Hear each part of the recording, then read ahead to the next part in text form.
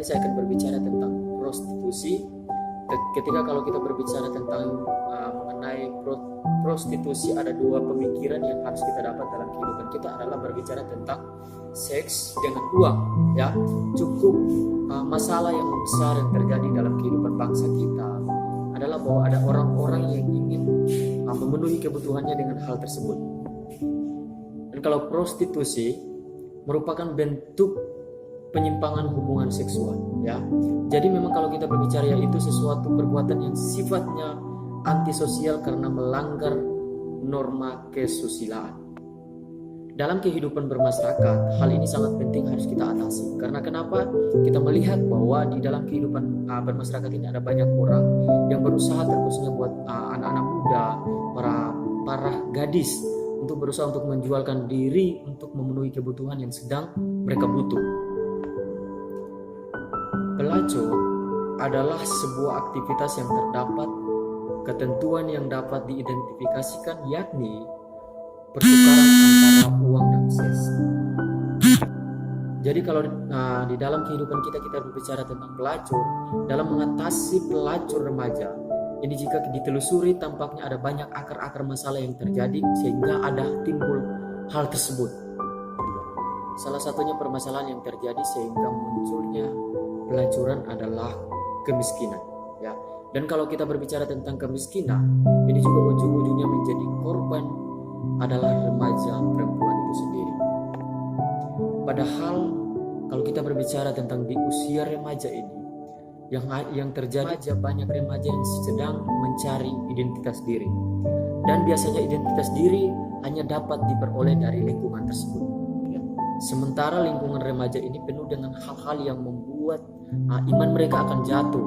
Sehingga ketika iman remaja itu tidak kuat, maka ia akan hanyut di dalam hal-hal yang tidak diinginkan. Hal-hal seperti inilah yang mudah untuk menyeret anak remaja, terkhususnya buat perempuan, untuk jatuh di dalam pelacuran tersebut. Kenapa adanya permasalahan ini? Tentunya ada faktor-faktor yang muncul di dalam masalah tersebut. Yang pertama adalah berbicara tentang faktor ekonomi keluarga yang rendah. Artinya bahwa mereka merasa bahwa keluarga itu tidak mampu, maka mereka berusaha untuk menjual diri supaya bisa memenuhi keluarga tersebut. Yang kedua adalah timbulnya kenakalan remaja. Dan inilah yang membuat anak-anak remaja, terkhususnya buat perempuan, karena timbulnya kenakalan remaja ini sehingga mereka berusaha untuk hidup di dalam dunia kenakalan tersebut. Dan kalau kita melihat lanjut lagi, maka kita akan melihat bahwa berbicara tentang masalah yang terjadi, yang ketiga adalah faktor lingkungan sosial. Dan yang paling menarik adalah bahwa karakter remaja perempuan yang sering ingin mencoba hal-hal yang baru. Inilah yang membuat mereka untuk mencoba, ujung-ujungnya mereka akan jatuh di dalam hal tersebut. Dengan adanya hal ini, dengan adanya permasalahan ini, maka ada hal yang harus kita pelajari supaya kita bisa mengatasi. Karena timbulnya masalah ini, bagaimana caranya supaya kita bisa mengatasi masalah ini? Yang pertama adalah bahwa dengan adanya masalah ini, maka ada hal yang perlu kita lakukan agar bisa